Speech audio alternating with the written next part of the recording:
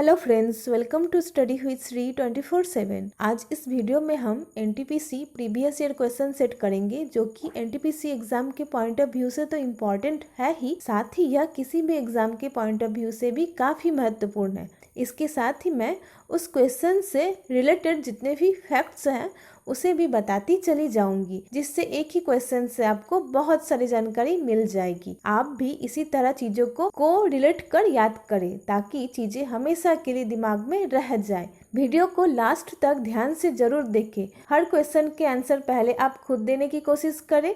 इसके लिए आपको 3 सेकेंड का टाइम मिलेगा। तो चलिए आज का वीडियो शुरू करते हैं। आज का हमारा पहला क्वेश्चन है, एक कार बैटरी में इलेक्ट्रोलाइट पदार्थ के रूप में क्या उपयोग किया जाता है? आपका राइट आंसर क्या है? आपका राइट आंसर है सल्फ्यूरिक एसिड। सल्फ्यूरिक एसिड जो कि एक कार बैटरी में इलेक्ट्रोलाइट पदार्थ के रूप में उपयोग किया जाता है। सल्फ्यूरिक एसिड का केमिकल फॉर्मूला है H2SO4। नेक्स्ट क्वेश्चन, पट्टचित्र शैली की पेंटिंग किस राज्य की सबसे पुरानी और सबसे लोकप्रिय कला है? आपका राइट आंसर क्या है? आपका राइट आंसर है उड़ीसा। उड़ीसा के सीएम है नवीन पटनायक और उड़ीसा के गवर्नर है गणेशी लाल। नेक्स्ट क्वेश्चन, एक पेंडुलम घड़ी तेजी से किस ऋतु में चलता है? तो आपका राइट आंसर क्या है? आपका राइट आंसर है सर्दी में पेंडुलम घड़ी तेजी से चलता है, और इसके विपरीत गर्मी में पेंडुलम का स्पीड स्लो हो जाता है। ऐसा क्यों होता है? क्योंकि सर्दियों में पेंडुलम की डोरी का लेंथ कम हो जाता है, या फिर कह सकते हैं कि पेंडुलम की डोरी का लेंथ सिकुड़ जाता है। और जैसा कि हम जानते हैं कि पेंडुलम का आवर्तकाल T = π√L/g होता है। जैसा कि सर्दियों में पेंडुलम की डोरी का लेंथ कम हो जाता है, और फॉर्मूला से अगर लेंथ कम हो गया तो आवर्तकाल T भी कम हो जाएगी। और हम जानते हैं कि आवर्तकाल T जो कि स्पीड के इन्वर्सली प्रोपोर्शनल होता है, तो T कम हो जाने से स्पीड बढ़ जाएगी। इसीलिए सर्दियों में आवर्तकाल T कम हो जाता है, तो पेंडुलम की घड़ी ज़्यादा स्पीड से चलने लगेगा। तो आपका राइट आंसर है ऑप्शन नंबर बी, सर्दी में पेंडुलम घड़ी तेजी से चलता है। नेक्स्ट क्वेश्चन, सूर्य और चंद्रमा के क्षितिज के निकट दीर्घवृत्त दिखाई देता है, ऐसा क्यों होता है? तो आपका राइट आंसर है ऑप्शन नंबर ए, अपवर्तन। रिफ्रैक्शन के कारण सूर्य और चंद्रमा के क्षितिज के निकट दीर्घवृत्त दिखाई देता है। अपवर्तन, रिफ्रैक्शन अर्थात जब प्रकाश की किरण एक माध्यम से दूसरे माध्यम में प्रवेश करती है तो वह अपने पथ से विचलित हो जाती है। इस घटना को अपवर्तन अर्थात रिफ्रैक्शन कहते हैं। सीधी भाषा में हम कह सकते हैं कि अपवर्तन के कारण ही कोई वस्तु अपने वास्तविक रूप से कुछ भिन्न प्रतीत होती है। और इस क्वेश्चन में भी सूर्य और चंद्रमा अपने वास्तविक रूप से भिन्न दीर्घवृत्त दिखाई देते हैं, ऐसा अपवर्तन के कारण दिखाई देते हैं। नेक्स्ट क्वेश्चन, 8 अक्टूबर को प्रतिवर्ष किस दिवस के रूप में मनाया जाता है? 8 अक्टूबर को वायुसेना दिवस के भारतीय वायुसेना दिवस के रूप में मनाया जाता है। और भारतीय नौसेना दिवस जो कि 4 दिसंबर को मनाया जाता है, अर्थ डे 22 अप्रैल को मनाया जाता है, और भारतीय थल सेना दिवस जो कि 15 जनवरी को मनाया जाता है। तो भारतीय नौसेना दिवस अर्थात इंडियन नेवी डे 4 दिसंबर को, अर्थ डे 22 अप्रैल को, इंडियन आर्मी डे 15 जनवरी को, और इंडियन एयरफोर्स डे जो कि 8 अक्टूबर को मनाया जाता है। नेक्स्ट क्वेश्चन, रामचरितमानस किसके शासनकाल में लिखा गया है? रामचरितमानस जिसके रचयिता है तुलसीदास, और रामचरितमानस अकबर के शासनकाल में लिखा गया है। नेक्स्ट क्वेश्चन, निम्नलिखित में से कौन सा कथन सही है? पहला कथन सही है, दूसरा कथन सही है, या फिर दोनों ही कथन सही है? तो पहला कथन है हैजा बैक्टीरिया से होने वाली बीमारी है, तो यह कथन सही है। और एथलीट फुट जो कि वायरस के कारण होने वाली बीमारी है, यह गलत है, क्योंकि एथलीट फुट यह फंगस से होने वाली बीमारी है। तो आपका राइट आंसर है ऑप्शन नंबर बी, केवल 1 ही सही है। नेक्स्ट क्वेश्चन, किस भारतीय क्रांतिकारी ने सुभाष चंद्र बोस को आज़ाद हिंद फौज के गठन में सक्रिय सहयोग दिया?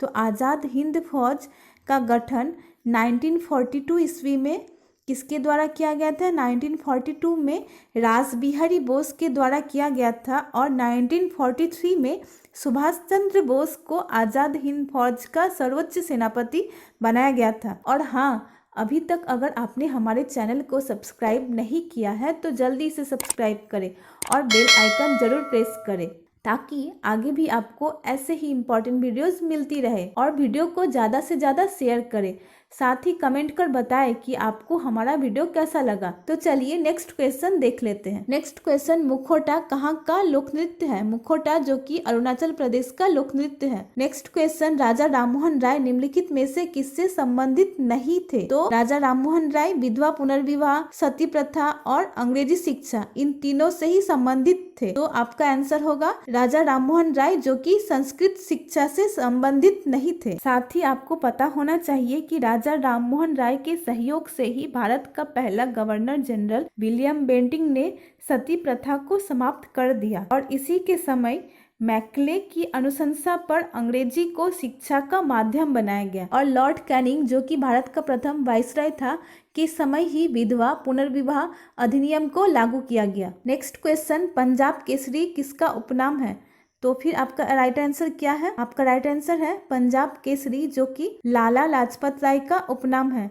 और लाल बहादुर शास्त्री, जिन्हें शांति पुरुष के नाम से भी जाना जाता है, तो पंजाब केसरी लाला लाजपत राय और शांति पुरुष लाल बहादुर शास्त्री। और इसी के साथ लास्ट ऑप्शन चित्तरंजन दास, जिसे देशबंधु के नाम से जाना जाता है। नेक्स्ट क्वेश्चन, नर्मदा नदी का अधिकांश भाग भारत के किस राज्य में बहता है?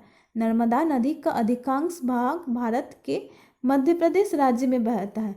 नर्मदा नदी जो कि मध्य प्रदेश, महाराष्ट्र और गुजरात से होकर गुजरती है, लेकिन इसका अधिकांश भाग मध्य प्रदेश राज्य से होकर गुजरता है। और साथ ही नर्मदा का उद्गम स्थल अमरकंटक से है।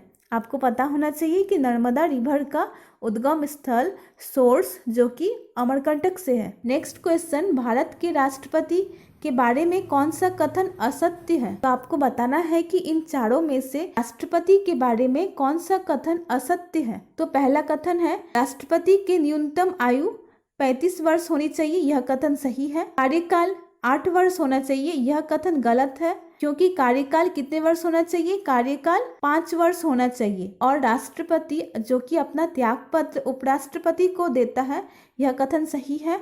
और राष्ट्रपति को महाभियोग से हटाया जा सकता है, यह भी कथन सही है। और मैंने पहले वाले सेट में बताया था कि राष्ट्रपति को आर्टिकल 61 के तहत हटाया जा सकता है। तो आपका यहाँ राइट आंसर क्या होगा? आपका राइट आंसर होगा कार्यकाल 8 वर्ष, जो कि गलत है, क्योंकि राष्ट्रपति का कार्यकाल 5 वर्ष का होता है। नेक्स्ट क्वेश्चन, प्रथम भारतीय गवर्नर जनरल कौन था? प्रथम भारतीय गवर्नर जनरल कौन था? आपका राइट आंसर क्या है? आपका राइट आंसर है ऑप्शन नंबर ए, सी राजगोपालाचारी, जो कि भारत का प्रथम गवर्नर जनरल था। इसी के साथ हम दूसरे ऑप्शन को भी देख लेते हैं। सरदार बलदेव सिंह, जो कि फर्स्ट डिफेंस मिनिस्टर है।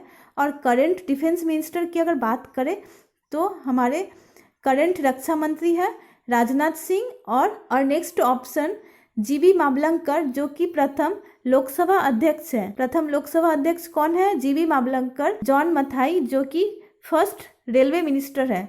और करंट रेलवे मिनिस्टर की अगर बात करें तो करंट रेलवे मिनिस्टर है पीयूष गोयल। नेक्स्ट क्वेश्चन, किसी राज्य में विधानसभा में कम से कम कितने सदस्य हो सकते हैं? आपका राइट आंसर क्या है?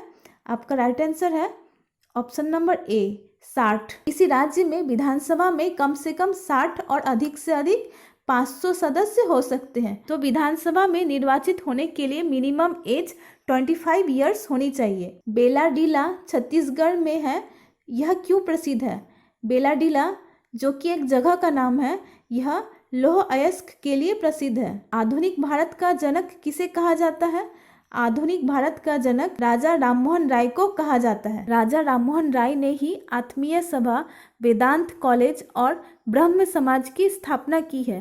तो ब्रह्म समाज, आत्मीय सभा और वेदांत कॉलेज की स्थापना राजा राममोहन राय ने की है और इन्हें ही आधुनिक भारत का जनक कहा जाता है। नेक्स्ट क्वेश्चन, निम्नलिखित में से कौन पहली महिला फाइटर पायलट बन गई? तो आपका राइट आंसर है भावना कंठ। भावना कंठ जो कि पहली महिला फाइटर पायलट है। नेक्स्ट क्वेश्चन, हम्पी केनेरू निम्नलिखित में से किस खेल से संबंधित है? हम्पी केनेरू जो कि एक प्लेयर का नाम है, यह शतरंज अर्थात चेस से रिलेटेड है।